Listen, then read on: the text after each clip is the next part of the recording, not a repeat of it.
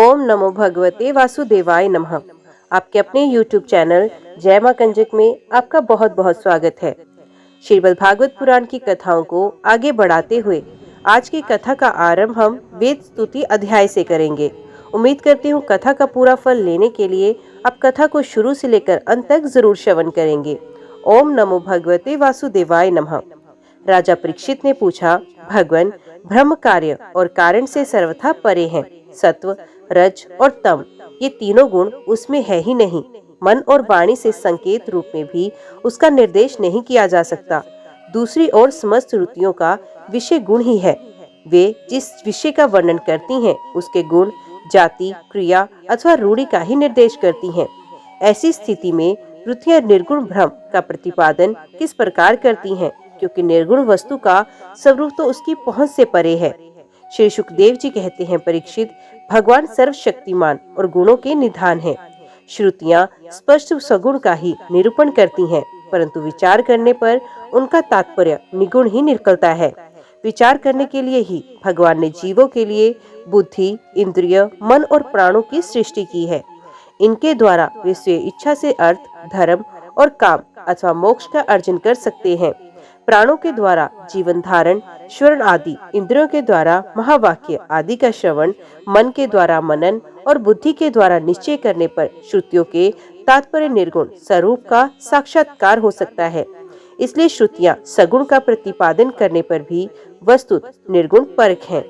ब्रह्म का प्रतिपादन करने वाली उपनिषद का यही स्वरूप है। इसे पूर्वजों के भी पूर्वज सनकादि ऋषियों ने आत्मनिश्चय के द्वारा धारण किया है।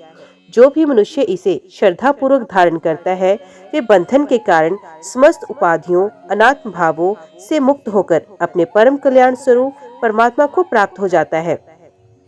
इस विषय में मैं तुम्हें एक गाथा सुनाता हूँ। उस गाथा के साथ स्वयं भगवान नारायण का संबंध है। वे गाथा देवऋषि नारद और ऋषि श्रेष्ठ नारायण का संवाद है। एक समय की बात है।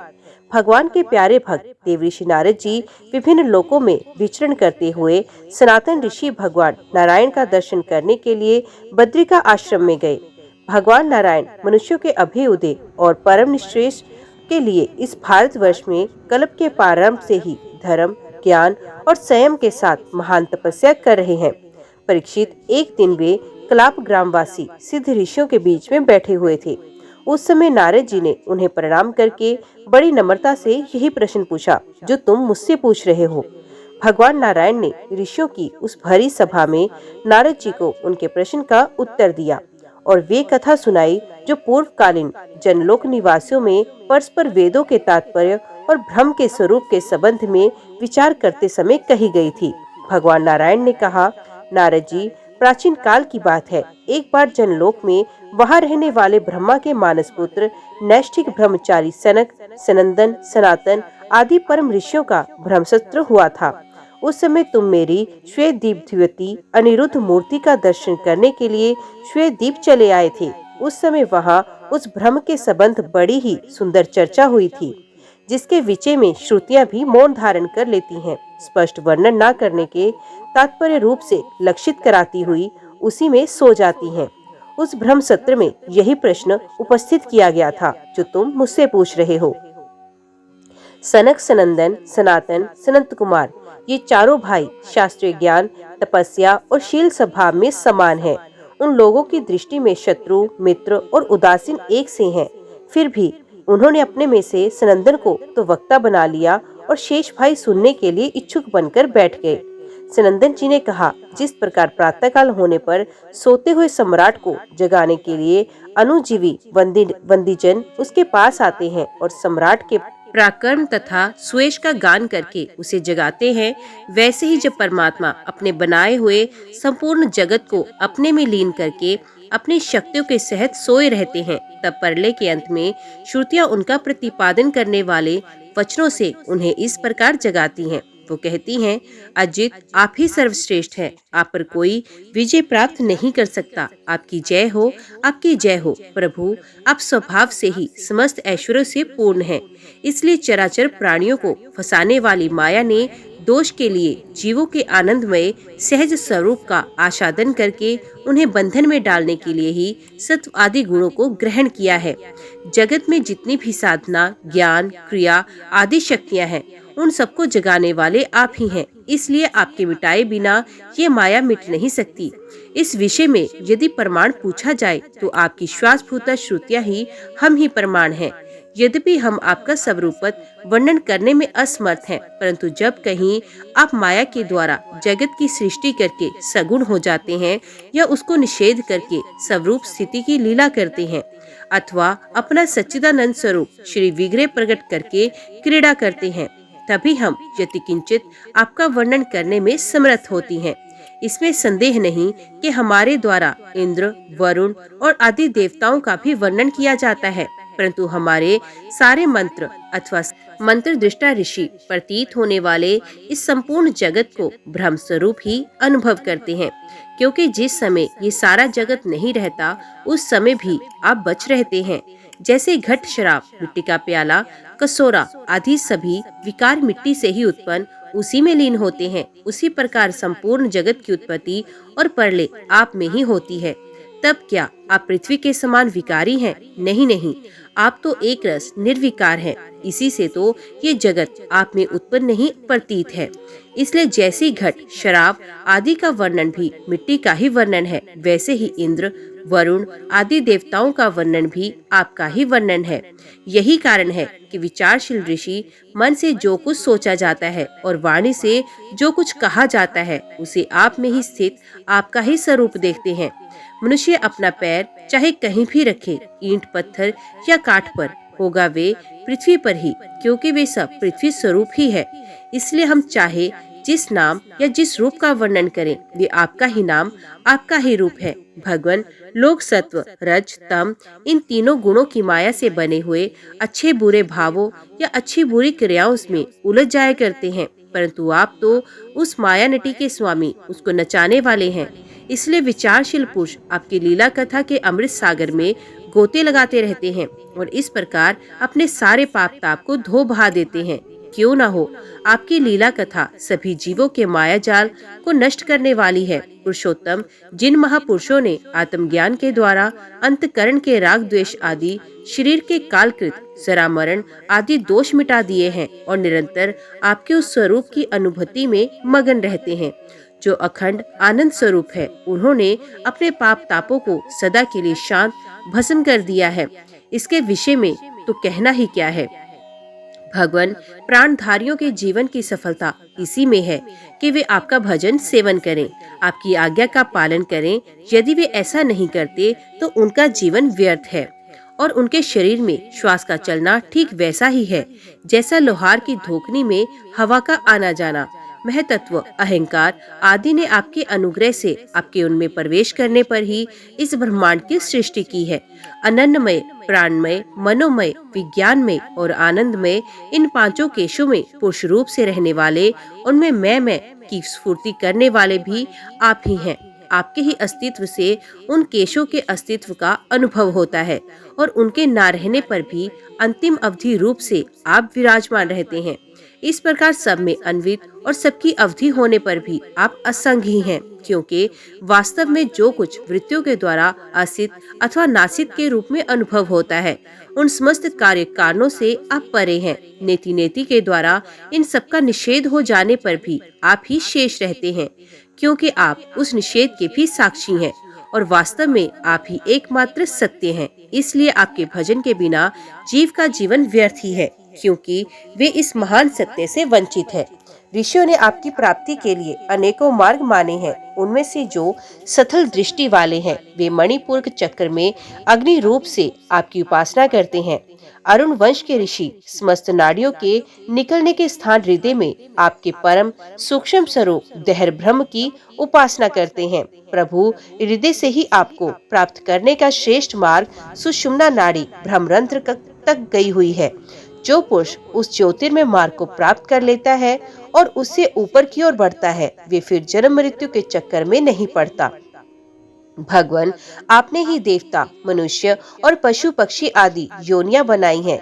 सदा सर्वत्र सब रूपों में आप ही हैं। इसलिए कारण रूप से प्रवेश ना करने पर भी आप ऐसे जान पड़ते हैं मानो उसमें प्रविष्ट हुए हों। साथ ही विभिन्न आकृतियों का अनुकरण करके कहीं उत्तम तो कहीं अधम रूप से प्रतीत होते हैं। जैसे आग छोटी बड़ी लकड़ियों और कर्मों के अनुसार प्रचुर अथवा अल्प परिमाण में या उत्तम अधम रूप में प्रतीत होती हैं। इसलिए संत पुरुष लौकिक पारलौकिक कर्मों की दुकानदारी से उनके फलों से विरक्त हो जाते हैं और अपनी निर्मल बुद्धि से सत्य असत्य आत्मा अनात्मा को पहचान कर जगत के झूठे रूपों में ही फंसते आपके सर्वत्र एक रस संभाव से स्थित सत्य स्वरूप का साक्षात्कार करते हैं। प्रभु, जीव जिन शरीरों में रहता है वे उसके कर्म के द्वारा निर्मित होते हैं और वास्तव में उन शरीरों के कार्य कारण रूप आवरणों से विवचित रहते हैं, क्योंकि वस्तु उन आवरण की सत्ता ही नहीं है। तत्व ज्ञानी पुरुष ऐसा कहते हैं कि समस्त शक्तियों को धारण करने वाले आपका ही वे स्वरूप हैं। स्वरूप होने के कारण अंश न होने पर भी उसे अंश कहते हैं और निर्मित ना होने पर भी निर्मित कहते हैं। इसी से बुद्धिमान पुरुष जीव के वास्तविक स्वरूप पर विचार करके परम विश्वास के साथ आपके चरण कमलों की उपासना करते हैं, क्योंकि आपके चरण ही समस्त वैदिक कर्मों के समर्पण स्थान और मोक्ष स्वरूप हैं। भगवान परमात्म का ज्ञान प्राप्त करना अत्यंत कठिन है। उसी का ज्ञान कराने के लिए आप विविध प्रकार के अवतार ग्रहण करते हैं और उनके द्वारा ऐसी लीला करते हैं जो अमृत के महासागर से भी मधुर और मादक होती है।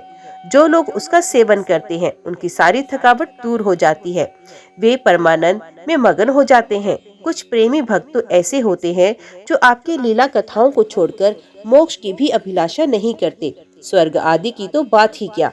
वे आपके चरण कमलों के प्रेमी परमहंसों के सत्संग में जहाँ आपकी कथा होती है इतना सुख मानते हैं कि उसके लिए इस जीवन में प्राप्त अपनी घर गृहस्थी का भी परित्याग कर देते हैं।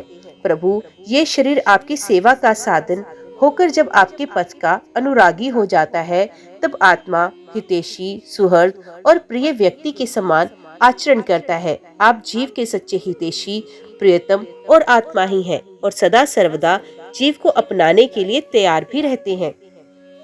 इतनी सुगमता होने पर तथा अनुकूल शरीर को पाकर भी लोग संख्या भाव आदि के द्वारा आपकी उपासना नहीं करते, आप में नहीं रमते, बल्कि इस विनाशी और असत शरीर तथा उसके संबंधियों में ही रम जाते हैं, उन्हीं की उपासना करने लगते हैं और इस प्रकार अपने आत्मा का हनन करते हैं, उसे अधोगति में पहुंचाते हैं। भला ये कितने कष्ट की बात है। इसका फल ये होता है कि उनकी सारी वृत्तियां सारी वासनाएं शरीर आदि में लग जाती हैं और फिर उनके अनुसार उनको पशु पक्षी आदि के ना जाने कितने बुरे बुरे शरीर ग्रहण करने पड़ते हैं और इस प्रकार अत्यंत भयावह जन्म मृत्यु रूप संसार मीन भटकना पड़ता है। प्रभु, बड़े बड़े विचारशील योगी यति अपने प्राण मन और इंद्रियों को वश में करके दृढ़ योगाभ्यास के द्वारा हृदय में आपकी उपासना करते हैं, परंतु आश्चर्य की बात तो ये है कि उन्हें जिस पद की प्राप्ति होती है उसी की प्राप्ति उन शत्रुओं को भी हो जाती है जो आपसे वैर भाव रखते हैं, क्योंकि स्मरण तो वे भी करते हैं। कहाँ तक कहें भगवान, वे स्त्रियां जो अज्ञानवश आपको परिच्छिन्न मानती हैं और आपकी शेषनाग के समान मोटी लंबी तथा सुकुमार भुजाओं के प्रति काम भाव से आसक्त रहती हैं, जिस परम पद को प्राप्त करती हैं वही हम श्रुतियों को भी प्राप्त होता है। यद्यपि हम आपको सदा सर्वदा एक रस अनुभव करती हैं और आपके चरणारविंद का मकरंद रस पान करती हैं, क्यों ना हो आप समदर्शी जो हैं, आपकी दृष्टि में उपासक के परशिन या अपरशिन भाव में कोई अंतर नहीं। भगवान, आप अनादि और अनंत हैं, जिसका जन्म और मृत्यु काल से सीमित है, वे भला आपको कैसे जान सकता है। स्वयं ब्रह्मा जी निर्वृत्ति परायण सनकादि तथा प्रवृत्ति परायण मरीचि आदि भी बहुत पीछे आपसे ही उत्पन्न हुए हैं। जिस समय आप सबको समेटकर सो जाते हैं उस समय ऐसा कोई साधन नहीं रह जाता जिससे उनके साथ ही सोया हुआ जीव आपको जान सके, क्योंकि उस समय ना तो आकाश आदि स्थूल जगत रहता है और ना तो महत्वादि सूक्ष्म जगत। इन दोनों से बने हुए शरीर और उनके निमित्त क्षण मुहूर्त आदि काल के अंग भी नहीं रहते। उस समय कुछ भी नहीं रहता, यहाँ तक कि शास्त्र भी आप में ही समा जाते हैं। ऐसी अवस्था में आपको जानने की चेष्टा ना करके आपका भजन ही सर्वोत्तम मार्ग है। प्रभु, कुछ लोग मानते हैं कि असत जगत की उत्पत्ति होती है और कुछ लोग कहते हैं कि सत रूप दुखों का नाश होने पर मुक्ति मिलती है। दूसरे लोग आत्मा को अनेक मानते हैं, तो कई लोग कर्म के द्वारा प्राप्त होने वाले लोक और परलोक रूप व्यवहार को सत्य मानते हैं। इसमें संदेह नहीं कि ये सभी बातें भ्रम मूलक हैं और वे आरोप करके ही ऐसा उपदेश करते हैं। पुरुष त्रिगुणात्मक है और इस प्रकार भेदभाव केवल अज्ञान से ही होता है और आप अज्ञान से सर्वथा परे हैं। इसलिए ज्ञान स्वरूप आप में किसी प्रकार का भेदभाव नहीं है। ये त्रिगुणात्मक जगत मन की कल्पना मात्र है। केवल यही नहीं, परमात्मा और जगत से पृथक प्रतीत होने वाला पुरुष भी कल्पना मात्र ही है। इस प्रकार वास्तव में असत्य होने पर भी अपने सत्य अधिष्ठान आपकी सत्ता के कारण ये सत्य सा प्रतीत हो रहा है। इसलिए भोक्ता, भोग्य और दोनों के संबंध को सिद्ध करने वाली इंद्रियां आदि जितना भी जगत है, सबको आत्मज्ञानी पुरुष आत्म रूप से सत्य ही मानते हैं। सोने से बने हुए कड़े, कुंडल आदि स्वर्ण रूप ही तो हैं। इसलिए उनको इस रूप में जानने वाला पुरुष उन्हें छोड़ता नहीं, वे समझता है कि ये भी सोना है। इसी प्रकार ये जगत आत्मा में ही कल्पित, आत्मा से ही व्यापक, इसलिए आत्मज्ञानी पुरुष इसे आत्म रूप ही मानते हैं। भगवान, जो लोग ये समझते हैं कि आप समस्त प्राणियों और पदार्थों के अधिष्ठान हैं, सबके आधार हैं और सर्वात्म भाव से आपका भजन सेवन करते हैं, वे मृत्यु को तुच्छ समझकर उसके सर पर लात मारते हैं, अर्थात उस पर विजय प्राप्त कर लेते हैं। जो लोग आपसे विमुख हैं, वे चाहे जितने बड़े विद्वान हों, उन्हें आप कर्मों का प्रतिपादन करने वाली श्रुतियों से पशुओं के समान बांध लेते हैं। इसके विपरीत जिन्होंने आपके साथ प्रेम का संबंध जोड़ रखा है, वे न केवल अपने को बल्कि दूसरों को भी पवित्र करते हैं, जगत के बंधन से छुड़ा देते हैं। ऐसा सौभाग्य भला आपसे विमुख लोगों को कैसे प्राप्त हो सकता है? प्रभु, आप मन, बुद्धि और इंद्रिय आदि कर्णों से, चिंतन कर्म आदि के साधनों से सर्वथा रहित हैं। फिर भी आप समस्त अंतकरण और बाह्य कारणों की शक्तियों से सदा सर्वदा संपन्न हैं। आप स्वत्य सिद्ध ज्ञानवान, स्वयं प्रकाशवान हैं। अतः कोई काम करने के लिए आपको इंद्रियों की आवश्यकता नहीं है। जैसे छोटे छोटे राजा अपनी प्रजा से कर लेकर स्वयं अपने सम्राट को कर देते हैं, वैसे ही मनुष्यों के पूज्य देवता और देवताओं के पूज्य ब्रह्मा आदि भी अपने अधिकृत प्राणियों से पूजा स्वीकार करते हैं और माया के अधीन होकर आपकी पूजा करते हैं। वे इस प्रकार आपकी पूजा करते हैं कि आपने जहाँ जो कर्म करने के लिए उन्हें नियुक्त कर दिया, वे आपसे भयभीत रहकर वे वही काम करते रहते हैं। नित्य मुक्त आप मायातीत हैं, फिर भी जब अपने ईशान मात्र से संकल्प मात्र के साथ क्रीड़ा करते हैं, तब आपका संकेत पाते ही जीवों के सूक्ष्म शरीर और उनके सुप्त कर्म संस्कार जग जाते हैं और चराचर प्राणियों की उत्पत्ति होती है। प्रभु, आप परम दयालु और आकाश के समान सब में सम होने के कारण ना तो आपका अपना है, ना ही कोई पराया। वास्तव में तो आपके स्वरूप में मन और वाणी की गति ही नहीं है। आप में कार्य कारण रूप प्रपंच का अभाव होने से बाह्य दृष्टि से आप शून्य के समान ही जान पड़ते हैं, परंतु उस दृष्टि के भी अधिष्ठान होने के कारण आप परम सत्य हैं। भगवान, आप नित्य एक रस हैं। यदि जीव असंख्य हो और सबके सब नित्य एवं सर्वव्यापक हो, तब तो वे आपके समान ही हो जाएंगे। उस हालत में वे शासित हैं और आप शासक हैं, ये बात बन ही नहीं सकती। और तब आप उनका नियंत्रण कर ही नहीं सकते। उनका नियंत्रण आप तभी कर सकते हैं जब वे आपसे उत्पन्न एवं आपकी अपेक्षा न्यून हो। इसमें संदेह नहीं कि सबके सब जीव तथा उनकी एकता या विभिन्नता आपसे ही उत्पन्न हुई है, इसलिए आप उनमें कारण रूप में से रहते हुए भी उनके नियामक हो। वास्तव में आप उनमें समरूप से स्थित हो, परंतु ये जानना नहीं जा सकता कि आपका वे स्वरूप कैसा है, क्योंकि जो लोग ऐसा समझते हैं कि हमने जान लिया, उन्होंने वास्तव में आपको नहीं जाना। उन्होंने तो केवल अपनी बुद्धि के विषय को जाना है, जिससे आप परे हैं। और साथ ही मति के द्वारा जितनी वस्तुएं जानी जाती हैं, वे मतियों की भिन्नता के कारण भिन्न भिन्न होती हैं। इसलिए उनकी दुष्टता एक मत के साथ दूसरे मत का विरोध प्रत्यक्ष ही है। अतएव आपका स्वरूप समस्त मतों के परे है। स्वामीन, जीव आपसे उत्पन्न होता है, ये कहने की ऐसा अर्थ है नहीं है कि आप परिणाम के द्वारा जीव बनते हैं। सिद्धांत तो ये है कि प्रकृति और पुरुष दोनों ही अजन्मा है, अर्थात उनका वास्तविक स्वरूप जो आप है कभी वृत्तियों के अंदर उतरता है या जन्म नहीं लेता। तब प्राणियों को जन्म कैसे होता है? अज्ञान के कारण प्रकृति को पुरुष और पुरुष को प्रकृति समझ लेने से, एक का दूसरे के साथ संयोग हो जाने से, जैसे बुलबुला नाम की कोई स्वतंत्र वस्तु नहीं, परंतु उपादान कारण जल और निमित्त कारण वायु के संयोग से उसकी सृष्टि हो जाती है।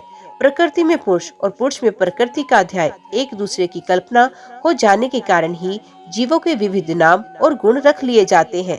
अंत में जैसे समुद्र में नदियां और मधु में समस्त पुष्पों के रस समा जाते हैं, वैसे ही वे सब के सब उपाधि रहित आप में समा जाते हैं। इसलिए जीवों की भिन्नता और उनका पृथक अस्तित्व आपके द्वारा नियंत्रित है। उनकी पृथक स्वतंत्रता और सर्वव्यापकता आदि वास्तविक सत्य को ना जानने के कारण ही मानी जाती है। भगवान, सभी जीव आपकी माया से भ्रम में भटक रहे हैं, अपने को आपसे पृथक मानकर जन्म मृत्यु का चक्कर काट रहे हैं, परंतु बुद्धिमान पुरुष इस भ्रम को समझ लेते हैं और संपूर्ण भक्ति भाव से आपकी शरण ग्रहण करते हैं, क्योंकि आप जन्म मृत्यु के चक्कर से छुड़ाने वाले हैं। यद्यपि शीत, ग्रीष्म और वर्षा इन तीन भागों वाला काल आपका भूर विलास मात्र है, वे सभी को भयभीत करता है, परंतु वे उन्हीं को बार बार भयभीत करता है जो आपकी शरण नहीं लेते। जो आपके शरणागत भक्त हैं, उन्हें भला जन्म मृत्यु रूप संसार का क्या भय हो सकता है? अजन्मा प्रभु, जिन योगियों ने अपनी इंद्रियों और प्राणों को वश में कर लिया, वे भी जब गुरुदेव के चरणों की शरण न लेकर उस शील एवं अत्यंत चंचल मन तुरंग को अपने वश में करने का प्रयत्न करते हैं, तब अपने साधनों में सफल नहीं होते। उन्हें बार बार खेद और सैकड़ों विपत्तियों का सामना करना पड़ता है। केवल श्रम और दुख ही उनके हाथ लगता है। उनकी ठीक वही दशा होती है जैसी समुद्र में बिना कर्णधार की नाव पर यात्रा करने वाले व्यापारियों की होती है। तात्पर्य ये है कि जो मन को वश में करना चाहते हैं, उनके लिए कर्णधार गुरु की अनिवार्य आवश्यकता है। भगवान, आप अखंड आनंद स्वरूप और शरणागतों के आत्मा हैं। आपके रहते स्वजन, पुत्र, देह, स्त्री, धन, महल, पृथ्वी, प्राण और रथ आदि से क्या प्रयोजन? जो लोग इस सत्य सिद्धांत को ना जानकर स्त्री पुरुष के संबंध से होने वाले सुखों में ही रम रहे हैं, उन्हें संसार में भला ऐसी कौन सी वस्तु है जो सुखी कर सके? क्योंकि संसार की सभी वस्तुएं स्वभाव से ही विनाशी हैं, एक ना एक दिन मटिया मेट हो जाने वाली हैं। और तो क्या, वे स्वरूप से ही सारहीन और सत्ताहीन हैं। वे भला क्या सुख दे सकती हैं? भगवान, जो ऐश्वर्य, लक्ष्मी, विद्या, जाति, तपस्या आदि के घमंड से रहते हैं, वे संत पुरुष इस पृथ्वी तल पर परम पवित्र एवं सबको पवित्र करने वाले पुण्यमय सच्चे तीर्थ स्थान हैं, क्योंकि उनके हृदय में आपके चरणारविंद सर्वदा विराजमान रहते हैं। और यही कारण है कि संत पुरुषों का चरणामृत समस्त पापों और तापों को सदा के लिए नष्ट कर देने वाला है। भगवान, आप नित्य आनंद स्वरूप आत्मा ही हैं, जो एक बार भी आपको अपना मन समर्पित कर देते हैं, आप में मन लगा देते हैं, वे उन देह गेहों में कभी नहीं फंसते। जो जीव के विवेक, वैराग्य, धैर्य, क्षमा और शांति आदि गुणों का नाश करने वाले हैं, वे तो बस आप में ही रम जाते हैं। भगवान, जैसे मिट्टी से बना हुआ घड़ा मिट्टी रूप ही होता है, वैसे ही सत्य से बना हुआ जगत भी सत्य ही है। ये बात युक्ति संगत नहीं, क्योंकि कारण और कार्य का निर्देश ही उनके भेद का द्योतक है। यदि केवल भेद का निषेध करने के लिए ही ऐसा कहा जाता हो, तो पिता और पुत्र में, दंड और घटनाश में कार्य कारण भाव होने पर भी वे एक दूसरे से भिन्न है। इस प्रकार कार्य कारण की एकता सर्वत्र एक सी नहीं देखी जाती। यदि कारण शब्द से निमित्त कारण ना लेकर केवल उपादान कारण लिया जाए, जैसे कुंडल का सोना, तो भी कहीं कहीं कार्य की सत्यता प्रमाणित होती है, जैसे रस्सी में सांप। यहाँ उपादान कारण के सत्य होने पर भी उसका कार्य सर्वथा असत्य है। यदि ये कहा जाए कि प्रतीत होने वाले सर्प का उपादान कारण केवल रस्सी नहीं है, उसके साथ अविद्या का भ्रम मेल भी है, तो ये समझना चाहिए कि अविद्या और सत्य वस्तु के संयोग से ही इस जगत की उत्पत्ति हुई है। इसलिए जैसे रस्सी में प्रतीत होने वाला सर्प मिथ्या है, वैसे ही सत्य वस्तुओं में अविद्या के संयोग से प्रतीत होने वाला नाम रूपात्मक जगत भी मिथ्या है। यदि केवल व्यवहार ही सिद्धि के लिए ही जगत की सत्ता अभीष्ट हो, तो उसमें कोई आपत्ति नहीं, क्योंकि वे परमार्थिक सत्य न होकर केवल व्यवहारिक सत्य है। ये भ्रम व्यवहारिक जगत में माने हुए काल की दृष्टि से अनादि है, और अज्ञानी जन बिना विचार किए पूर्व में ये भ्रम से प्रेरित होकर अंध परंपरा से इसे मानते हुए चले आ रहे हैं। ऐसी स्थिति में कर्मफल को सत्य बतलाने वाली श्रुतियाँ केवल उन्हीं लोगों को भ्रम में डालती हैं जो क्रम में जड़ हो रहे हैं और ये नहीं समझते कि इनका तात्पर्य कर्मफल की नित्यता बतलाने में नहीं, बल्कि उनकी प्रशंसा करके उन कर्मों में लगाने में है। भगवान, वास्तविक बात तो ये है कि ये जगत उत्पत्ति के पहले नहीं था और प्रलय के बाद नहीं रहेगा। इससे ये सिद्ध होता है कि ये बीच में भी एक रस परमात्मा में मिथ्या ही प्रतीत हो रहा है। इसी से हम श्रुतियाँ इस जगत का वर्णन ऐसी उपमा देकर करती हैं कि जैसे मिट्टी में घड़ा, लोहे में शस्त्र और सोने में कुंडल आदि नाम मात्र है, वास्तव में मिट्टी, लोहा और सोना ही है, सर्वथा मिथ्या और मन की कल्पना है। इसे ना समझ मूर्ख ही सत्य मानते हैं।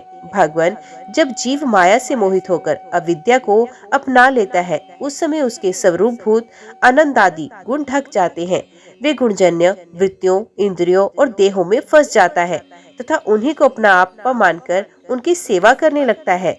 अब उनके जन्म मृत्यु से अपनी जन्म मृत्यु मानकर उनके चक्कर में पड़ जाता है। परंतु प्रभु, जैसे सांप अपने केंचुल से कोई संबंध नहीं रखता, उसे छोड़ देता है, वैसे ही आप माया अविद्या से कोई संबंध नहीं रखते, उसे सदा सर्वदा छोड़ देते हैं। इसी से आपके संपूर्ण ऐश्वर्य सदा सर्वदा आपके साथ रहते हैं। अणिमा आदि अष्ट सिद्धियों से युक्त परमेश्वरे, आपकी स्थिति ऐसी है। इसी से आपका ऐश्वर्य, धर्म, यश, श्री, ज्ञान और वैराग्य अपरिमित है, अनंत है। वे देश, काल और वस्तुओं की सीमा से अबद्ध नहीं है।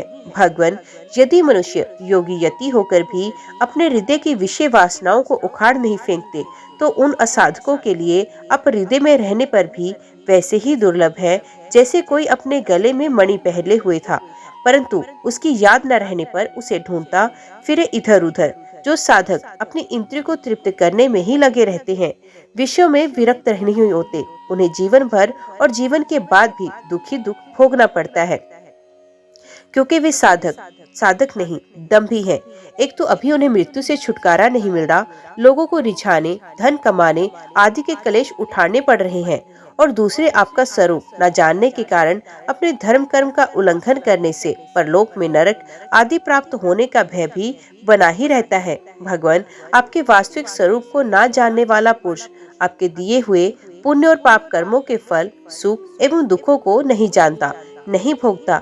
वे भोग्य और भोक्तापन के भाव से ऊपर उठ जाता है। उस समय विधि निषेध के प्रतिपादन शास्त्र भी उसे निर्वृत्त हो जाते हैं, क्योंकि वे देहाभिमानियों के लिए हैं। उनकी ओर तो उसका ध्यान ही नहीं जाता, जिसे आपके स्वरूप का ज्ञान नहीं। वे भी यदि प्रतिदिन आपकी प्रत्येक युग में की हुई लीलाओं, गुणों का गुण गान सुन सुनकर उनके द्वारा आपको अपने हृदय में बिठा लेता है, तो अनंत अचिंत्य दिव्य गुण गणों के निवास स्थान प्रभु आपका वे प्रेमी भक्त भी पाप पुण्य के फल, सुखों दुखों और विधि निषेधों से अतीत हो जाता है, क्योंकि आप ही उनकी मोक्ष स्वरूप गति हैं। परंतु इन ज्ञानी और प्रेमियों को छोड़कर और सभी शास्त्र बंधन में है, तथा वे उसका उल्लंघन करने पर भी दुर्गति को प्राप्त होते हैं। भगवान, स्वर्ग आदि लोकों के अधिपति इंद्र, ब्रह्मा प्रभृति भी आपकी था आपका पार नहीं पा सके। और आश्चर्य की बात तो ये है कि आप भी उसे नहीं जानते, क्योंकि जब अंत है ही नहीं तो कोई जानेगा कैसे। प्रभु, जैसे आकाश में हवा से धूल के नन्हे नन्हे कण उड़ते रहते हैं, वैसे आप में काल के वेग से अपने से उत्तरोत्तर 10 गुने 7 आवरणों के सहित असंख्य ब्राह्मण एक साथ घूमते रहते हैं।